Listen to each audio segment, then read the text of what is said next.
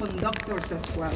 And your ability to guide AI is what actually turns these raw tools into powerful solutions. So every time we think about an AI solution, let's remember that behind every outcome, there is a human touch and a whole lot of creativity.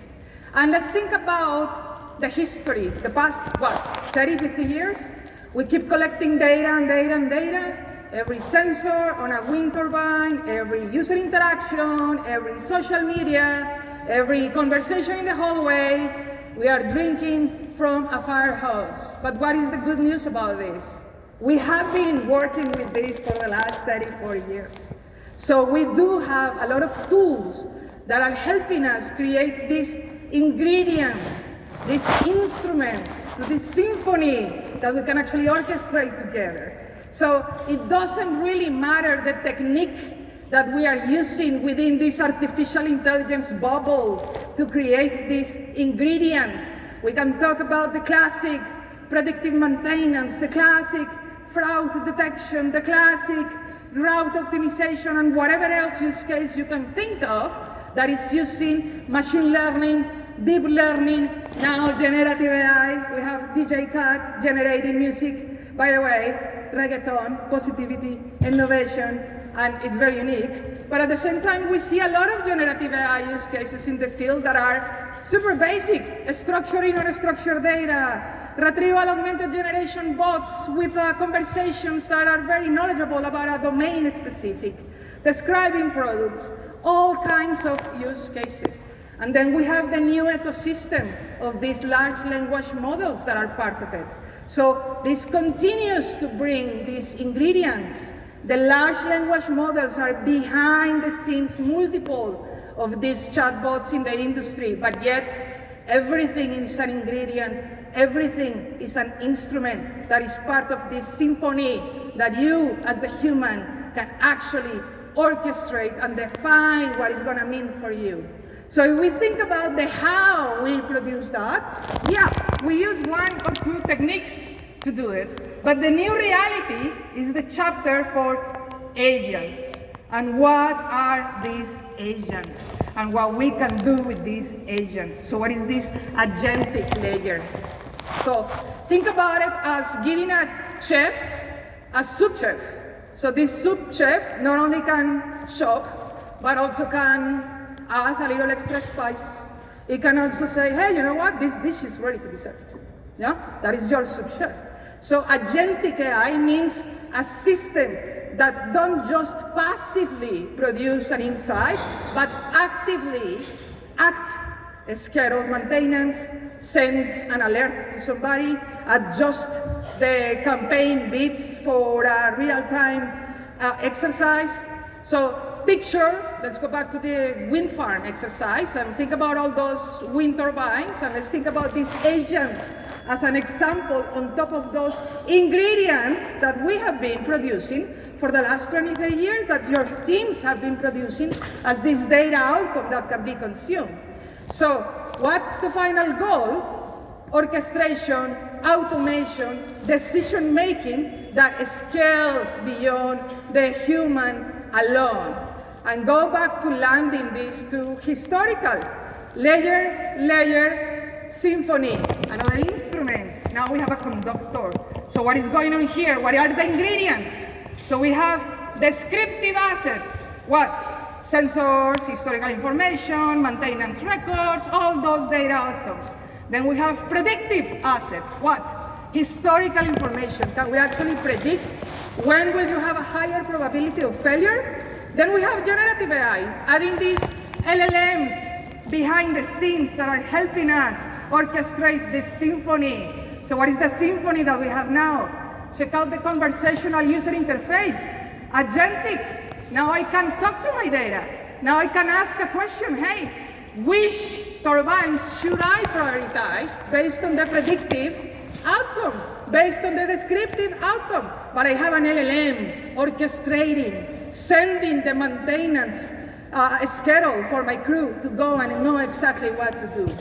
So we have an unbelievable amount of misinformation. I will say information and misinformation coming from the ecosystem, from the market. There is a lot on agents, and today I'm not gonna sit and define what an agent is. I'm just gonna say, think about it as a digital intern that can help you on your daily basis when you try to focus on your data outcomes that correlate with your user use case and your own people, technology, and processes. So for today, let's think above semantics, and let's actually focus on three main categories that I see emerging in the market, in the ecosystem. Category number one is going to be the classic AI infrastructure providers. So yes, you're going to have all of these big names that you know and are very aware of that are actually creating their own agentic futures on top of that portfolio. So it's powerful? Yeah, very powerful. But only a subset of people can actually produce it. It will require expertise, very unique set of skills. Therefore, you have expensive maintenance because of that expertise. You are sacrificing a little bit of governance. You have a second category. The second category that I see all over the market, I call them the off-the-shelf agents. What are the off-the-shelf agents? Super verticalized, business use case specific, on top of your things. A lot of startups showing right now on this. Very convenient. Yes, you are up and running, you have a use case, you are deployed, you are done. But again, you are losing the ability to have that viability and that governance. And then you have a third category, which is your think about your IT stack 25 years ago, and all the CRMs, the systems that you have, ticketing, human resources, whatever else you have as part of that IT stack. And then you have, I see them as wrappers on top of your silo data structures. So yes, you have a new feature in the wrapper that is on top of your silo. So you are connected with an agentic layer, but you are still silo. And silo is not going to work on this new layer. It's not. So we have to think bigger. What are these new class of AI first applications? And what is the demand coming from the field? So from the field, you have to think cross applications. You have those silos. Power, which is your agent, your digital, to know more about your use case when you can actually give it more to orchestrate so it knows how to. So it can be cross-functional, you can extend it, not only with descriptive and predictive, and then you can actually automate, which is what you are really targeting. This micro-automation, scheduling a maintenance, optimizing a campaign, and even more.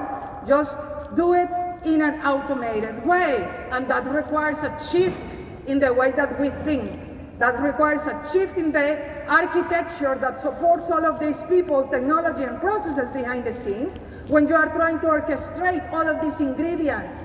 So 2 years ago, it was released to the masses a new way to interact with data with example GPT, conversational interface, real-time access to a phenomenal amount of information. What if we can offer the same within the enterprise? So instead of the left architecture, that is the classic last mile friction, where it's very linear, and you go with business persona and then data science analytics teams trying to produce that data outcome, and then it goes back, you think differently, and with the same thing, the same people, you support an AI decision system, like orchestrating the symphony, where the ingredients are descriptive, predictive, generative LLMs, but within a framework. Because today we're going to talk about the hard truths. And the hard truths is that a lot of these ingredients are still very raw, are siloed, are not updated. So when you think about orchestrating this, you have to think about the descriptive tools, what happened, the predictive tools, what may happen, the micro-automation, small tasks that make a big impact, narrative, and with LLMs helping you with those conversational user interfaces, very powerful ingredients with the potential to seriously impact your business. So we are talking about thousands of people interrogating your business. How are you going to empower thousands of people interrogating your enterprise? Ingredients and instruments that in a symphony are creating this harmony, and in this harmony is real business impact and business value.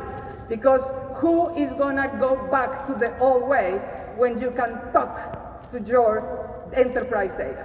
So this has the potential to really transform your business. Every task, every role, because now let the machine do what the machine is good for, and you focus on what the human is good for. So bring your judgment, bring your creativity that impact your organization across departments. Bring down those silos, break the walls. Think about the knowledge that this digital assistant needs to help you better, so you can actually maximize the transformation. Now let's talk about the hard truths. The hard truth is that a lot of people out there doesn't understand that needs to think outside your bubble. Think outside your bubble. So if you are part of this framework on the analytics process, and you have a role, you have a title, just consider who else needs to be involved here and where as part of that cycle. So there are going to be many other teams that are going to be asking questions. Legal, responsible AI, how are we keeping the human in the loop? How are we consistent with this? How are we providing a framework that is scalable and that allows us to deploy these agents with security, with control? How are you, the human, in control that is actually maximizing the opportunity here? Because guess what? Deploying one agent, not that far, not that hard. Single agent is easy. Look at all the components, look at all the ingredients. Now think about the 1,000 users you're going to have asking questions to these components. It's not going to be that easy. It's going to get complex. It's going to be a lot of friction. You need visibility, you need traceability, you need to ensure that whatever you are producing is part of a framework that is going to allow you to do this with control. You are the creator of the symphony, so own that place, own that position. What are the 3 or 4 things that you need to leave this session with? First of all, reggaeton can have a lyric that is very positive, optimistic. Second, technology is not enough by itself. What's the secret sauce? Your strategy, your culture of continuous learning, your governance, your framework. So, first thing, develop a clear strategy. This has to come from the